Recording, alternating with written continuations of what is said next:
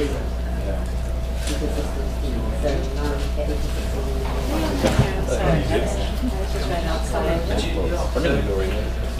so I was right here.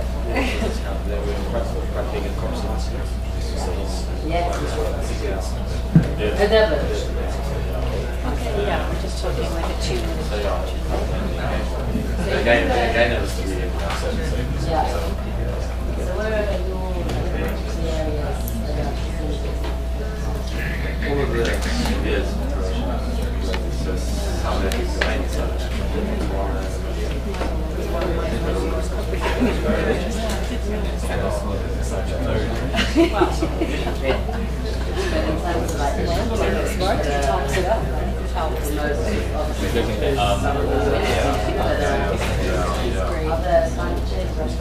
Actually, we're just writing it. It's not that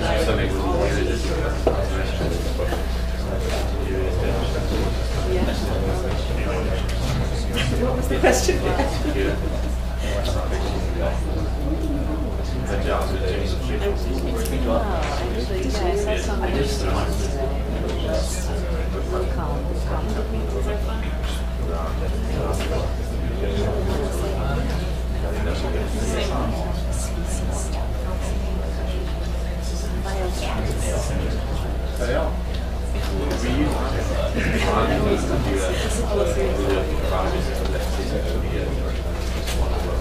So let me see the budget.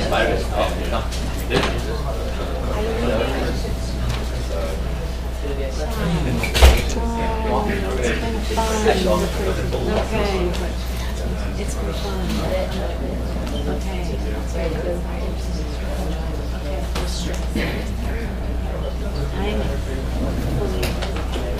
Good afternoon, everybody. Thank you so much for taking time out to attend this workshop on understanding biodiversity risk, the role and value of the Integrated Biodiversity Assessment Tool. My name is Martin Sneary. I work with the IBAT Secretariat on the programme that is described as the Integrated Biodiversity Assessment Tool. It's about business engagement and providing knowledge to corporates. But I have two components for our session this afternoon. I'm going to give I hope to give a reasonably short introduction to what the Integrated Biodiversity Assessment Tool is all about. And then obviously take some questions if people want some clarifications on anything that I say. And then hand over to Dr. Leon Benham from BirdLife International to facilitate a discussion, a bit of a question and answer session around some of the issues that we're facing, some of the challenges to the future, sort of some of the journey that we've taken and some of the journey that we may take in the future. I won't yet introduce the panellists, Leon will do that when they come and sat in the little comfy chairs that we've had set up. So we're not playing musical chairs or anything like that. We're going to have a nice relaxed discussion, a bit like those who are familiar with question time in the UK, a little bit like that, where we will take questions from the audience, have a little bit of robust discussion between the panellists and so forth. So let me switch microphones and I'll run through my presentation.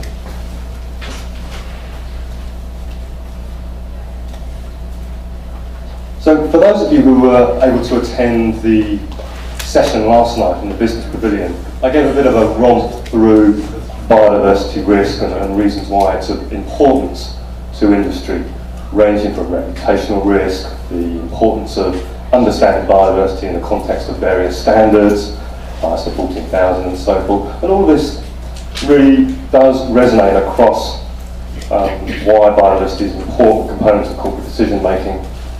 Existing operations, exploration activities, either at the individual site level or indeed at the sort of portfolio level for those companies that have a large number of assets spread around the globe. And what's quickly quite apparent in this space is that industry quite simply needs access to information to help inform some fairly rudimentary questions, certainly to the conservation community, which are the important species in a particular area, where are those species that are threatened found, which sites are important environmentally, socially, possibly for other reasons, which areas are formally protected, which areas might likely become protected in the future. And so that's one aspect, is obviously access to this type of information. But then also alongside that, and we've had quite a lot of talk about this during some of the sort of conference sessions, is you need access to information that is credible Ideally follows globally recognised standards, is trusted, is accurate. There are mechanisms in place to ensure that it's updated over time, is reliably available, and is presented in a manner such that it's easily understood by a non-scientific audience. And it was really this that was the driving motivation, if you like, behind the formation of what we describe as the IBAT Alliance. Is the desire to mobilise conservation knowledge to inform decisions. And that led through to the formation of the Integrated Biodiversity Assessment Tool with the 4 partners, BirdLife International, Conservation International, IUCN and the UNEP World Conservation Monitoring Centre. And they set down a vision that has 2 key components to it. I'll just read that. Decisions affecting critical natural habitats are informed by the best scientific information, and in turn, decision makers support the generation and maintenance of that scientific information. And it's really that last bit that's particularly important. So not only are we trying to mobilise knowledge, but we're all aware of the huge financial burden that exists in maintaining those data sets, but we also want to be able to drive funds back into those underlying data compilation processes. Just want to talk a little bit about some of the history and where we've come from over the last 4 years. And I say the 4 years because actually this time in Barcelona at the IUCN's World Conservation Congress back in 2008 was when the initiative was formally launched. It was extensively covered by The Economist, had quite a lot of headlines, and was a packed room at one of the events at the Congress. Sitting behind the sort of initiative itself, there is a business plan in place. Probably needs to be revisited now that we've come 4 years down this journey. We have been fortunate to attract diversified funding support, not only from the MacArthur Foundation, but also from a number of corporate partners, most notably those that were supporting a programme of work known as the Protest Partnership within the UNEP World Conservation Monitoring Centre, and a number of companies that Conservation International was also working with. We have, through the last 4 years, developed actually 3 distinct versions. We have a version for the research and conservation community with IBAT, for research and conservation planning. We have a version for the broad business community, IBAT for business. And we also have a custom version that we've worked very closely with the International Finance Corporation on, called IBAT for IFC, and that one's very particularly focused, not surprisingly, around Performance Standard 6. If I look back to where we were 4 years ago, the application was perhaps rather, in hindsight now, you look back and go, gosh, that was a little bit, dated in terms of the application's architecture that it was using. We've worked hard to embrace new technologies. People are unbelievably familiar with Google-type applications. We've also made sure that it's available and usable in mobile devices, so you can make sure you arrive somewhere and you want to find out something very quickly, you can actually pop it onto your iPhone and find information through the tool. And most importantly, one of the challenges we set ourselves was to ensure that the initiative was financially sustainable, that we were covering our core costs. There have been numerous examples over the last 5-10 years of initiatives that have come along with the aspiration to deliver information to a large number of diverse audiences, and we've seen them sort of peter out and fall away because there was no true focus to what that application was delivering. There was no business plan behind how it would be sustained to deliver that information to the various audiences that wanted to use it. So I think one of the great achievements is that we have reached that milestone, and in fact at the end of this year and running into next year, we anticipate that we will be releasing back to the underlying data development processes somewhere in the tune of $400,000 that will be applied to projects to do with IUCN red listing, key biodiversity areas and protected areas, those key pillars of some of the knowledge that we're trying to promote to industry. This is the first slide of the subscriber base that we have from our business community. It really is strongly focused around the oil and gas and the extractives, but we have also drawn attention to a number of other sectors. We have a number of consultants who are particularly interested in what we have available. We have some agriculture represented there, but certainly the main user base that we find from industry at the moment, not surprisingly, when you look at the several companies that have come to this meeting, are those that have got a more visible and apparent footprint on the environment, to the oil and gas and mining communities. But we shouldn't lose sight of the fact that I think there's tremendous value to a number of other sectors, notably the agriculture sector, where we don't have a strong presence yet. And then on the financial side and the investment side, I already mentioned our work with the International Finance Corporation, but that then spreads across the Equated Principles finance institutions, where we do have a growing number of banks that are particularly interested in using IBAT for IFC to screen their investments. And also we have just embarked on a 12-month trial with the World Bank as well to make sure that what we're applying and offering through the service is of value to the environmental specialists in the bank with respect to their screening of projects against the bank's operational procedures. The concept about IBAT, just to sort of focus in a little bit on that, really is quite simple. It's about bringing the three building blocks, if you like, or three foundation data sets relating to our conservation knowledge. We have our species component, we have the component to do with sites or where those species live, and we have the formal protected areas network covering internationally recognised sites, so Ramsar, UNESCO, Biodiversity World Heritage Sites, Natura 2000, so of course through to those that are nationally recognised against IUCN's Management Classification Scheme 1 to 6. And what IBAT is doing is bringing this information into an easy accessible space, such that it's simple to use, presents the information in a spatial sense, and provides that access to the information.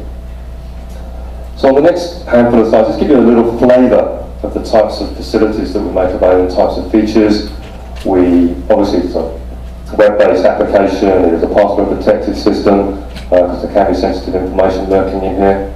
But it starts off with, we keep an eye on some general news items relating to the broader topic of corporate social responsibility, particularly with respect to some of those data sets that may have been improved or updated. Ramsar has a continual trickle of sites that come onto its list, and there's sometimes a little bit of a time lag before those sites can actually get formally incorporated into the underlying source data set, so we try and make sure that the companies can be aware of those. We also have a certain amount of material about how IBAT can be of value to the business community. Obviously within our conservation version we have similar applications for how that information can be applied to most notably things like MBSAPs, so National Biodiversity Assessment Strategies, and so forth. So there's actually quite a rich set of supporting content that tries to help ensure that the value of the tool is well applied and into the right space and into the right sort of internal mechanisms where it might be of value. And then we also back that up with extensive documentation, explanations, if you like, about all of the respective data layers. It is a bewildering set of language that the conservation community has constructed, and if you're not familiar with that, it can be really quite baffling to know what's the difference between a critically endangered species or an endangered species.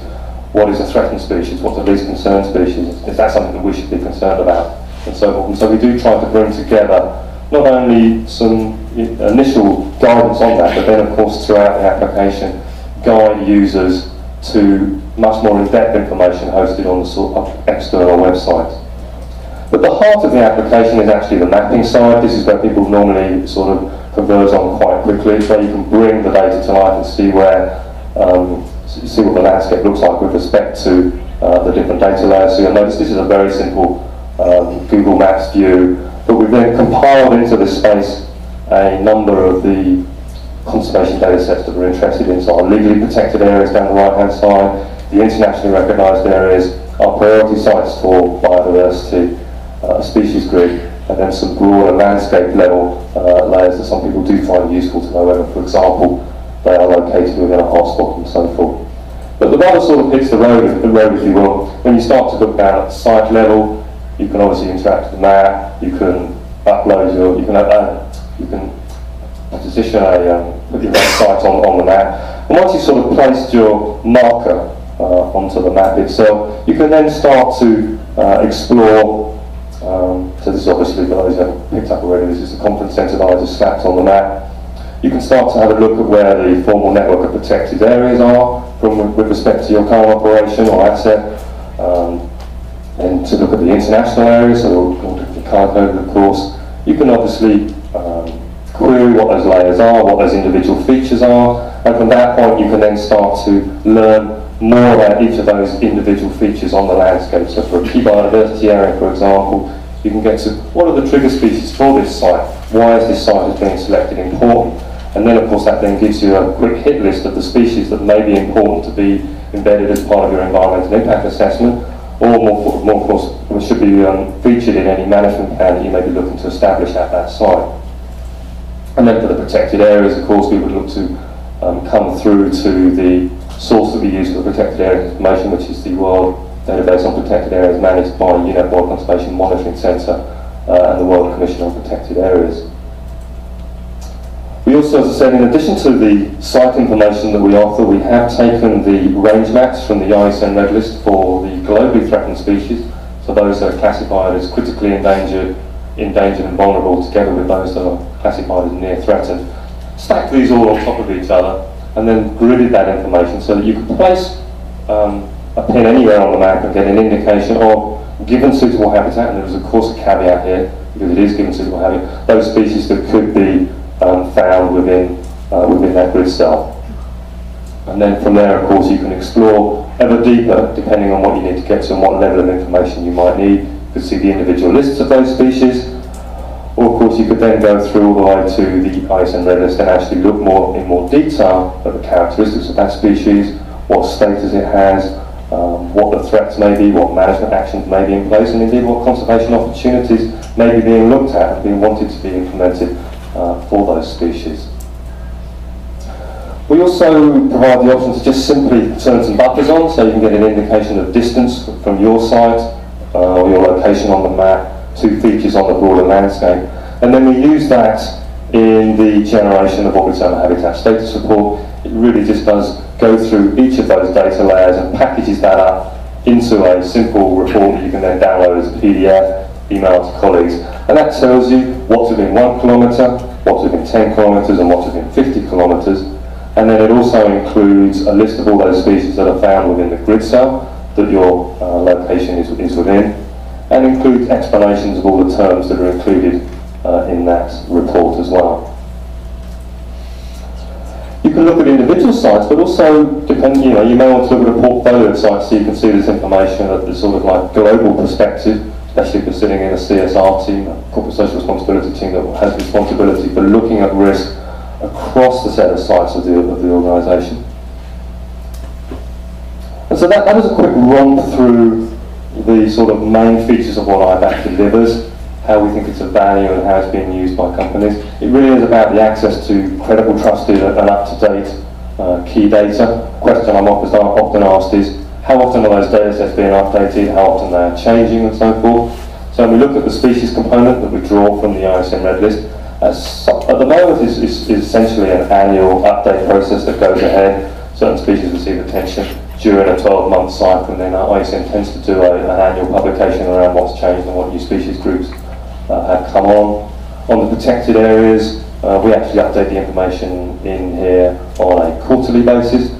There's quite a lot of information that WCMC manages on in a continual manner with respect to new delineations, improvements to the existing inventories. We've known for a long time that this is an effort that's been going on for some time to improve the underlying data set, and that continues to be a challenge for all those involved. And then finally, on the key biodiversity areas side, and as I should have said earlier, key biodiversity areas, as you again would have been known, as I hope that you would have heard in some of the discussions and some of the workshops at this Congress, it's sort of an umbrella term for sites of significant or priority sites for conservation. It's perhaps most well-known component within that is the Important Bird Areas work from BirdLife International. It dates back to, I think, somewhere in the late 80s that began, that identified a network of sites that are important based upon the occurrence of trigger species of bird. And it also embraces site sets known as the Alliance for Zero Extinction sites.